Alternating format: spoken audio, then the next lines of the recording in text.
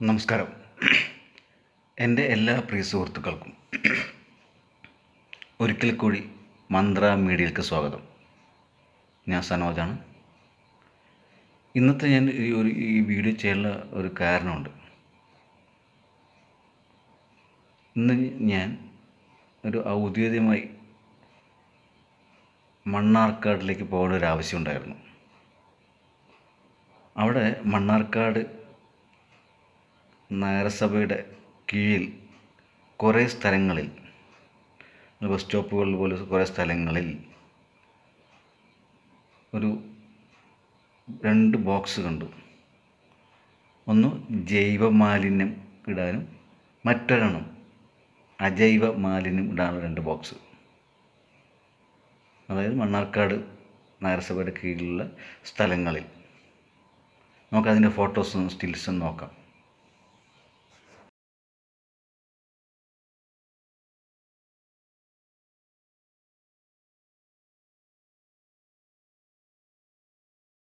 അത് കണ്ടില്ലേ സ്റ്റിൽസ്? എന്തായാലും അതൊരു നല്ല കാര്യമാണ്. എന്തായാലും മണ്ണാർക്കാട് നഗരസഭയ്ക്ക് എൻ്റെ വക ഒരു എല്ലാവിധ ആശംസകളും.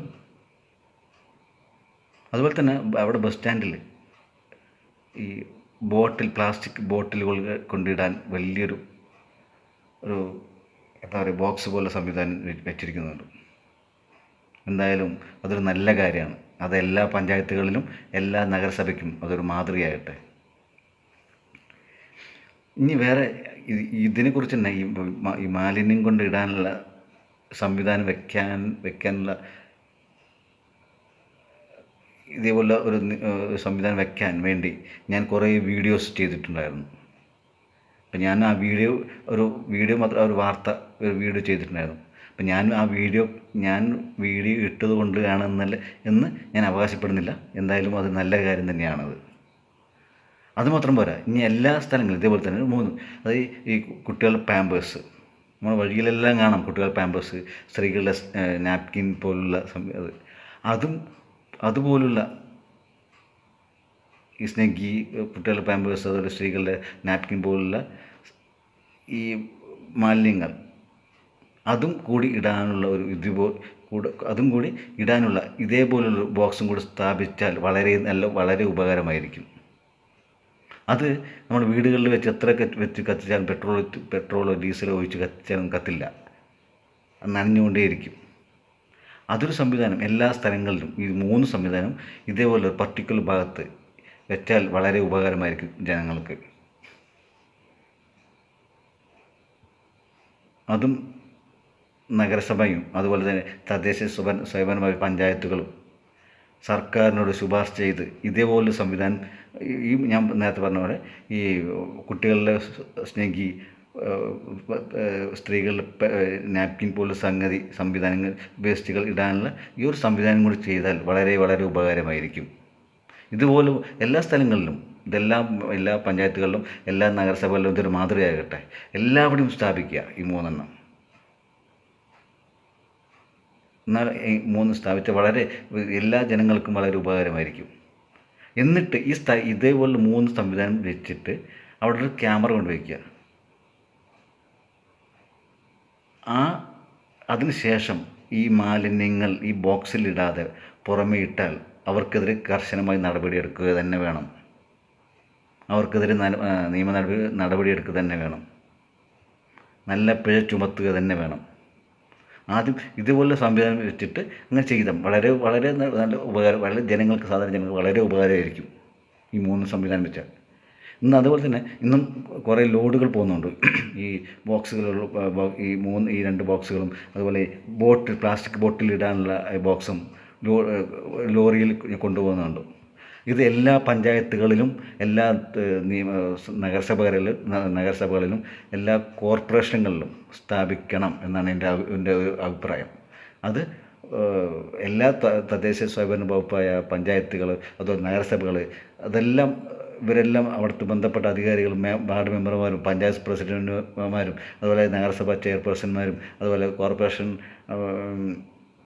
മേയർമാരും, അവിടുത്തെ മെമ്പർമാരും എല്ലാവരും, ആരോഗ്യ സ്റ്റാൻഡിംഗ് കമ്മിറ്റി ഉൾപ്പെടെ ആളുകൾ സർക്കാരിനോട് ഇതൊരു എന്താ പറയുക, ഒരു സർക്കാരിനോട് റെക്കമെൻഡ് ചെയ്യുക.